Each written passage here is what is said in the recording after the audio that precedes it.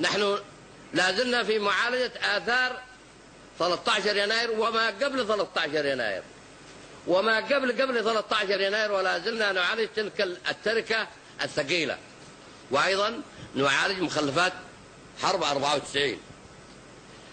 لم نورث شيئا إلا الألم والمآسي والذبح والقتل والسحب، وتعودوا في كل 4-5 سنوات إلى وجبة جديدة.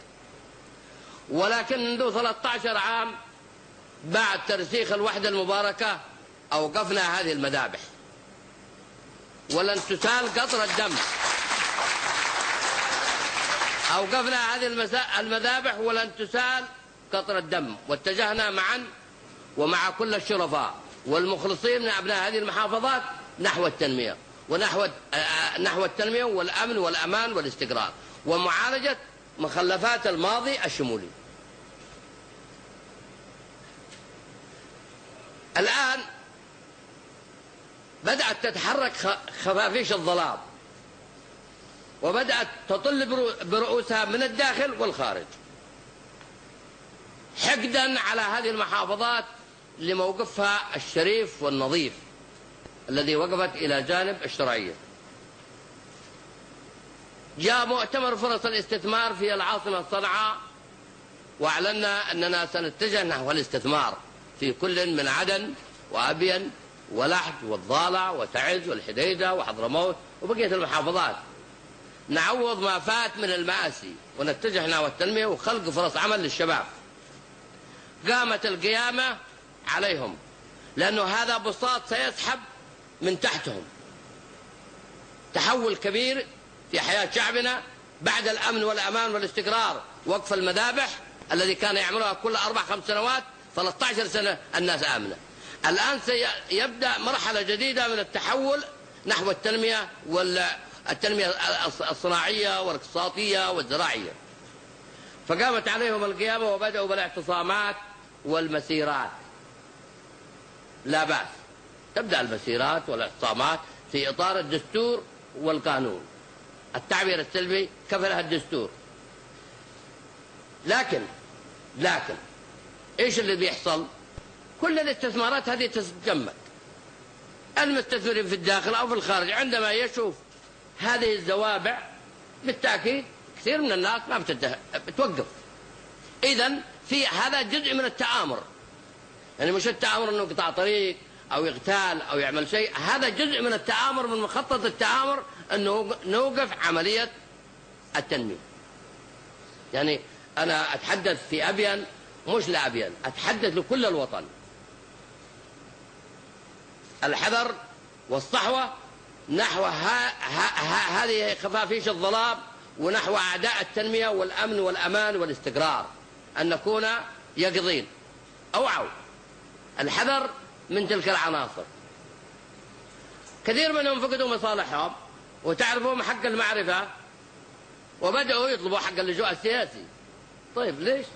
أنت كنت فاسد، أنت كنت من العناصر التي سحلت أبناء الوطن، أنت من المتآمرين، والآن ترجع تتكلم باسم المحافظة الفلانية وباسم شمال جنوب صح، نحن شمال جنوب وغرب شرق. الآن تكلم عن اسم المحافظة أبين، لحج، حديدة، ضمار. شو دخلك بالجنوب؟ أنت مش وصي على الجنوب، ما حد وصي على الجنوب ولا على الشمال، بلد صار موحد. الآن تتباكون في هنا وهناك. لماذا ما كفت أيديكم عن دماء المواطنين في أبين عندما ذبحوا في حق سالمين، في حق قحطان، نذكر 13 يناير؟ انتوا دي أجبرتونا لأن نفتح الملف، ولا كنا قفلنا وقلنا الوحدة تجب ما قبلها، انتهى الموضوع. لكن لا بد من نذكر، ما دام أنتم أردتم هكذا سنقول هكذا، وسنتحدث بوضوح ونكشف الأوراق ونكشف الملفات ونكشف المآسي الذي سحلوا في كل مكان، من وراءهم، من تآمر عليهم، من أصحاب المقابر الجماعية. إخواننا في هذه المحافظات طيبة وفضلاء وعظماء وشجعان، ولكن ينسوا.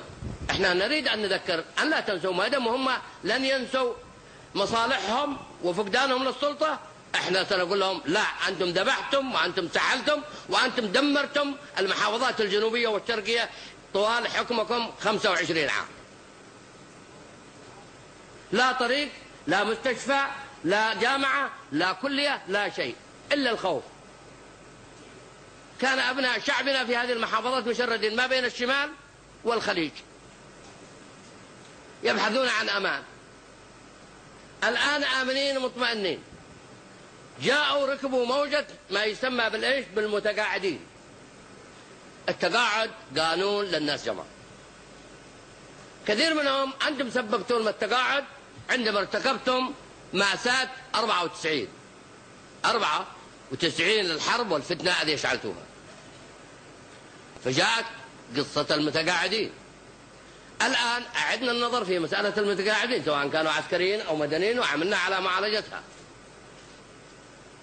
في إطار الدستور والقانون، وتجاوزنا بعض القوانين، تجاوزناها واحتسبنا لهم الخدمة من عام 94 حتى 2007.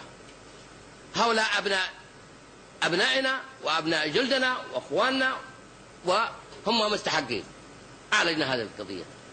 الآن تسمع جمعية إيش؟ العاطلين عن العمل، إيش العاطلين عن التدريس. ألفاظ ومصطلحات ما شاء الله كفلها لكم الدستور، لكن أنتم منتقمين من هذا الوطن، منتقمين من وحدته المباركة الشمعة المضيئة في منطقة الجزيرة والخليج. ونحن أعلنا شعار وحدة سنفديها بالروح وبالدم، وحدة سنفديها بالروح وبالدم. نعم، معمدة بالدم بدماء الشهداء. لا يمكن أي مواطن شريف أو مخلص سواء في السلطة أو في المعارضة أن يفرط في وحدته على الإطلاق.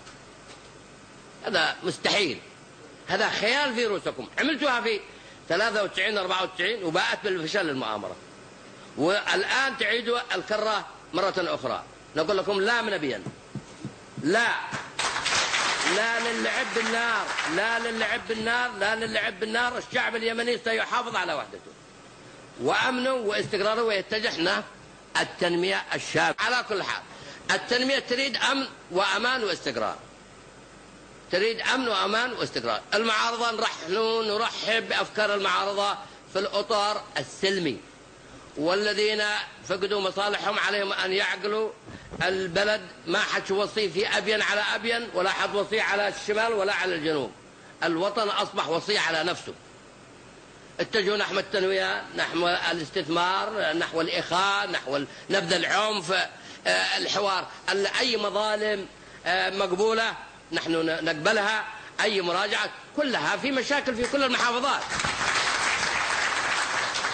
مش محافظة دون أخرى، مشاكل في كل المحافظات. شعب كبير الآن 22 مليون، لازم نحسب حساب 22، ما نحسبش حساب محافظة واحدة. 22 مليون مواطن عندهم مشاكل. عندنا عدد من الخريجين، كيف نستوعبهم؟ كيف نخلق فرص العمل؟ قلنا نتجه نحو التنمية. تعال ندعو الاستثمارات العربية والأجنبية للاستثمار في المجال السمكي، النفطي، الزراعي، الصناعي، في عدة مجالات، وذلك لخلق فرص عمل لهؤلاء الشباب العاطلين. قالوا لا، خلونا بدل من فرص العمل والتنمية والاستثمار نعمل اعتصامات ومسيرات في الحبيلين، في الضالع. يا للعجب يا للعجب، يعني تحل محل الصناعة والتنمية الزراعية والسمكية نروح نعمل اعتصامات. هذا هو الجهل بذاته، هذا هو الانتقام من الوطن.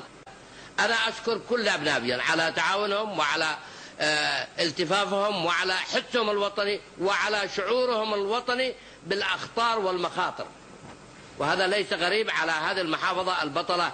مرة أخرى أحييكم بأعياد الثورة، وكل عام وأنتم بخير. وأترككم مع وزير الإدارة المحلية لمناقشة التفاصيل إذا عندكم بعض التفاصيل، ومحافظ المحافظة والأمين العام للمجلس.